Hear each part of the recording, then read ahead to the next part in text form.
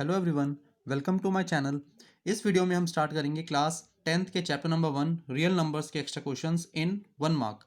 बच्चे बाकी चैप्टर्स के एक्स्ट्रा क्वेश्चंस करने के लिए लिंक नीचे आपको डिस्क्रिप्शन में मिल जाएंगे, वहां जाकर आप बाकी चैप्टर्स भी कर सकते हैं। स्टार्ट करते हैं क्वेश्चन नंबर 1।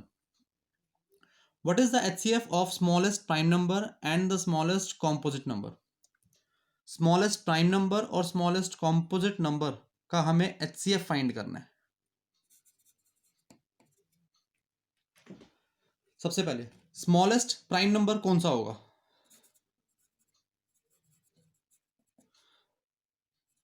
स्मॉलेस्ट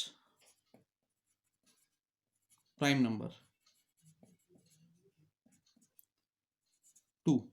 2 जो है सबसे छोटा प्राइम नंबर है, ठीक है। और स्मॉलेस्ट कॉम्पोजिट नंबर कौन सा होगा? Smallest composite number. बच्चे कॉम्पोजिट नंबर क्या होता है? देखिए, एक ऐसा नंबर जिसके दो या दो से ज्यादा फैक्टर हो, उस नंबर को बोलते हैं कॉम्पोजिट नंबर। जैसे अगर एग्जांपल लूं तो 4 जो है एक कॉम्पोजिट नंबर है, ठीक है, क्योंकि इसके देखो फैक्टर क्या होंगे, 2 × 2 दो फैक्टर हो गए, इसका मतलब ये क्या हो गया, कॉम्पोजिट नंबर। क्या 3 कॉम्पोजिट नंबर है? नहीं, क्योंकि इसके फैक्टर कितने होते हैं, इसका एक ही फैक्टर है, खुद 3 है ना। 1 एक्चुअल में इसके फैक्टर तो 1 × 3 होगा, है ना, बट 1 कभी फैक्टर में इंक्लूड हम नहीं करते, तो इसलिए 3 जो है कॉम्पोजिट नंबर नहीं है। तो कॉम्पोजिट नंबर कौन सा होता है? एक ऐसा नंबर जिसके दो या दो से ज्यादा फैक्टर हो। अब स्मॉलेस्ट कॉम्पोजिट नंबर कौन सा होगा? 4 ही जो है सबसे स्मॉलेस्ट कॉम्पोजिट नंबर है, क्योंकि इससे छोटा कोई कॉम्पोजिट नंबर है ही नहीं। अब हमें इन दो नंबर्स का एचसीएफ फाइंड करना है, तो कैसे करेंगे? देखिए, इसको आप 1 × 2 लिख लो और 4 को लिखो 2 × 2, ठीक है। तो ये देखो कॉमन क्या आ रहा है, 2। इसका मतलब क्या है, इन दोनों का जो एचसीएफ होगा वो होगा 2, यानी बी पार्ट इस क्वेश्चन का आंसर है। ओके, आई थिंक क्वेश्चन आपको ये क्लियर होगा, ठीक है। Now second question, what is the LCM of smallest 2 digit composite number and smallest composite number? अब की बार हमें एलसीएम निकालना है किन दो नंबर के बीच में? एक तो स्मॉलेस्ट 2 डिजिट कॉम्पोजिट नंबर होना चाहिए और एक स्मॉलेस्ट कॉम्पोजिट नंबर होना चाहिए। तो देखिए, स्मॉलेस्ट कॉम्पोजिट नंबर तो ऊपर हमने लिखा था 4,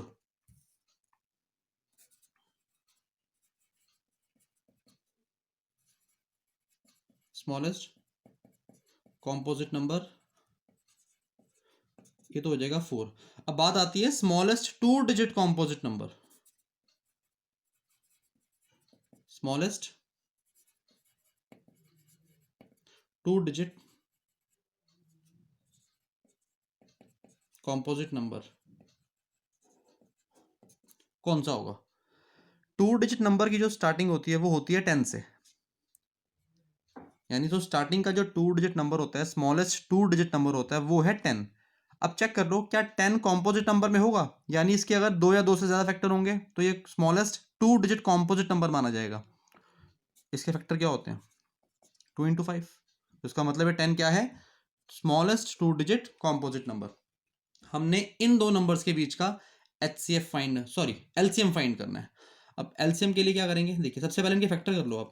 10 के फैक्टर होंगे 2 × 5, 4 के फैक्टर्स होंगे 2 × 2, ठीक है। बच्चे एलसीएम फाइंड करने के लिए क्या किया था? देखिए,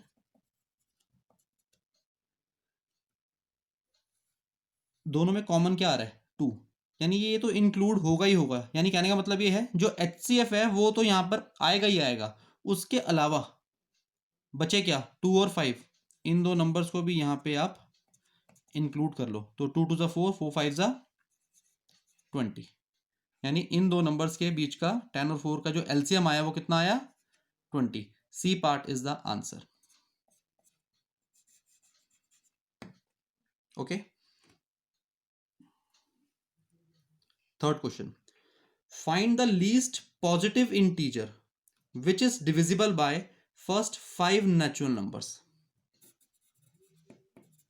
हमें क्या निकालना है? लीस्ट पॉजिटिव इंटीजर, मतलब सबसे छोटा पॉजिटिव इंटीजर फाइंड करना है जो फर्स्ट 5 नेचुरल नंबर से डिविजिबल हो सके। अब देखो, सबसे पहले तो फर्स्ट 5 नेचुरल नंबर्स हम नोट कर लेते हैं। यहाँ पे कौन कौन से होंगे? 1 2 3 4 5, ये हो गए फर्स्ट 5 नेचुरल नंबर्स।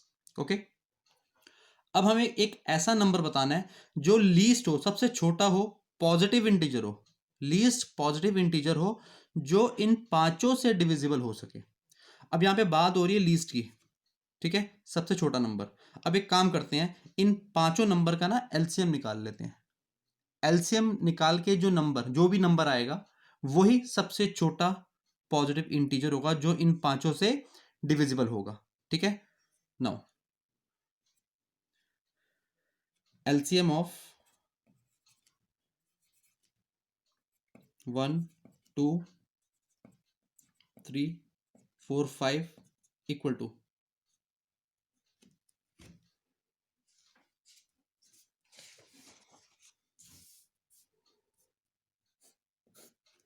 यहाँ पे 1 की तो है कोई नीड नहीं है, बाकी जो बचे नंबर लिख लेते हैं 2 3 4 एंड 5। इस तरह से आपको एलसीएम निकालना आता है ये सबको, है ना।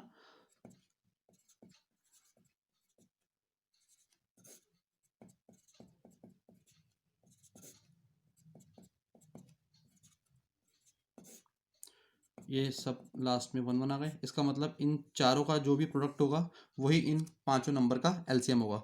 तो 2 इंटू 2 4, 4 3 ज़ा 12, 12 5 ज़ा 60। इट मीन्स 60 जो है लीस्ट पॉजिटिव इंटीजर है जो कि फर्स्ट 5 नेचुरल नंबर से डिविजिबल हो सकता है। ठीक है जी, it means D part is the answer. Okay,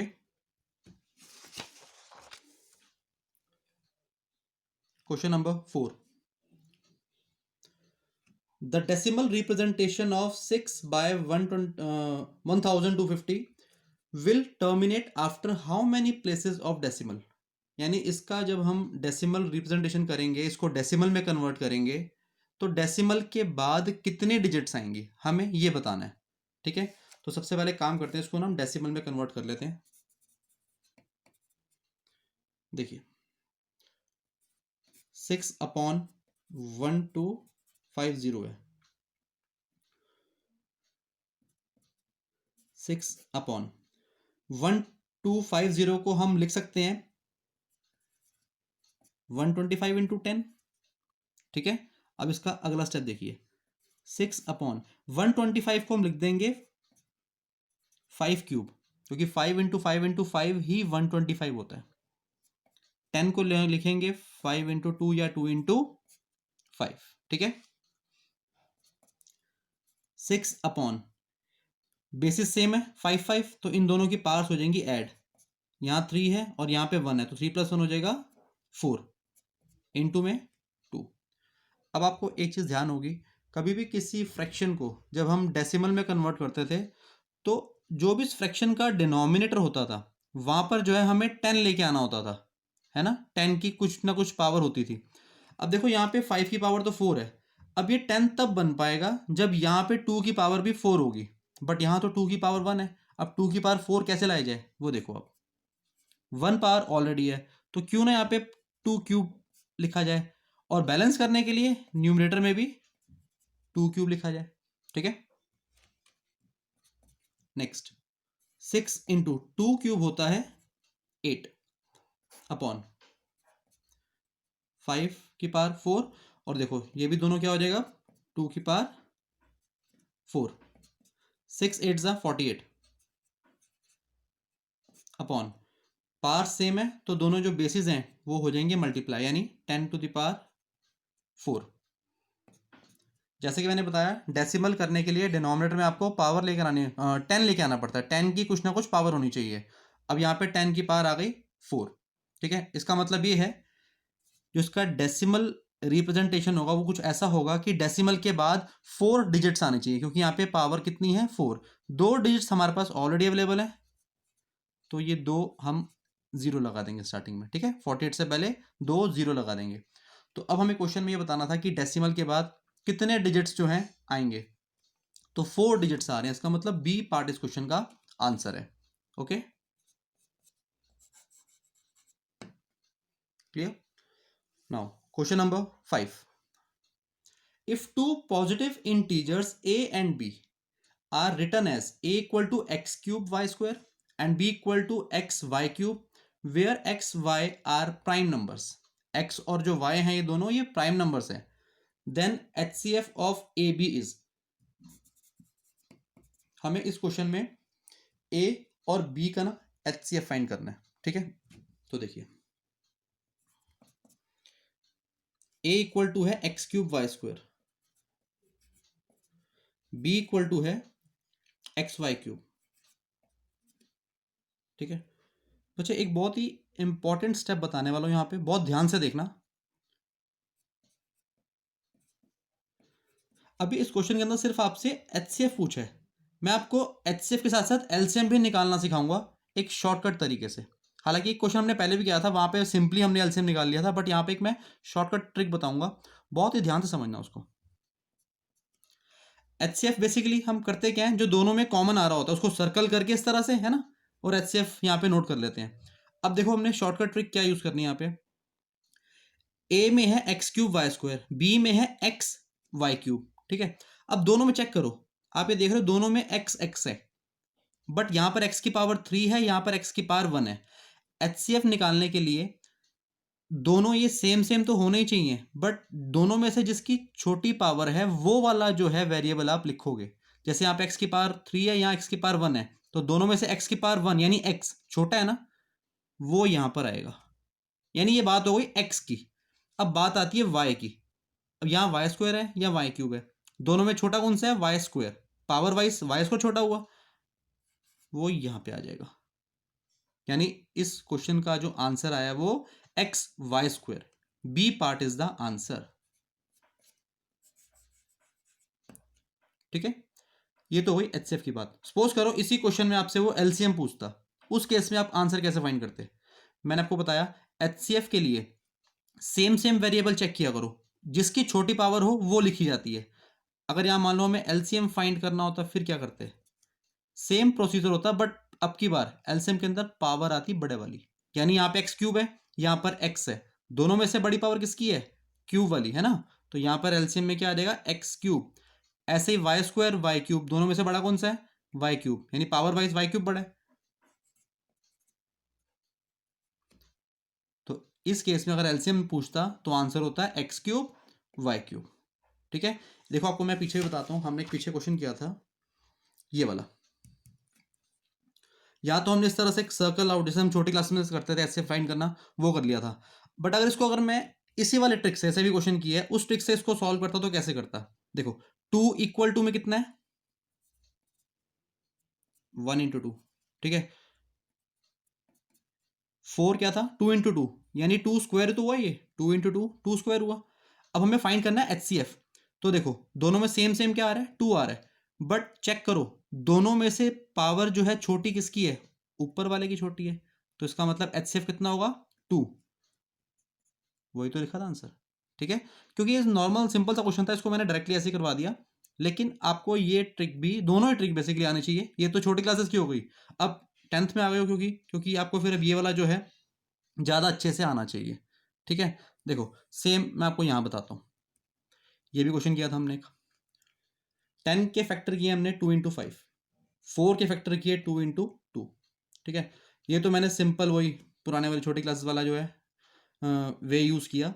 अब हमें उसी ट्रिक से यूज़ करना है, एलसीएम निकालना है। तो कैसे करेंगे, देखिए इसके फैक्टर हो गए 2 इंटू 5, 4 के फैक्टर 2 इंटू 2, इन देखो 10 इक्वल टू हो गया 2 इंटू 5, और 4 को मैं लिख देता 2 स्क्वायर, ठीक है।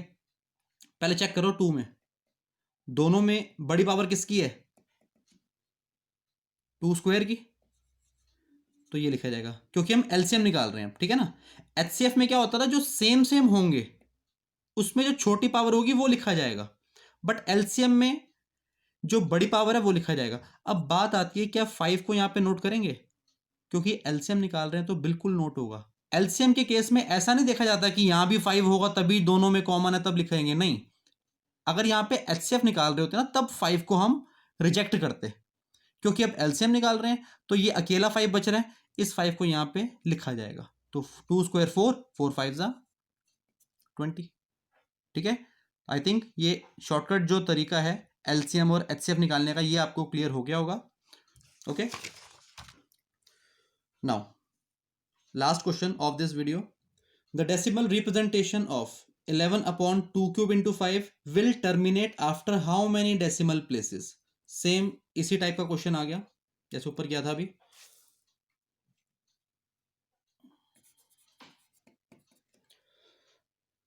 तो ये हो गया 11 upon 2 cube into 5। ठीक है, हमें सबसे पहले इसको डेसिमल में कन्वर्ट करना है। डेसिमल में कन्वर्ट करने के लिए डिनोमिनेटर में हमें 10 लेकर आना पड़ेगा और उसकी कुछ ना कुछ पावर हो। यहाँ पे 2 क्यूब है बट पावर 3 है, और यहाँ पे 5 की पावर 1 है, तो ये 10 तो आ ही नहीं सकते।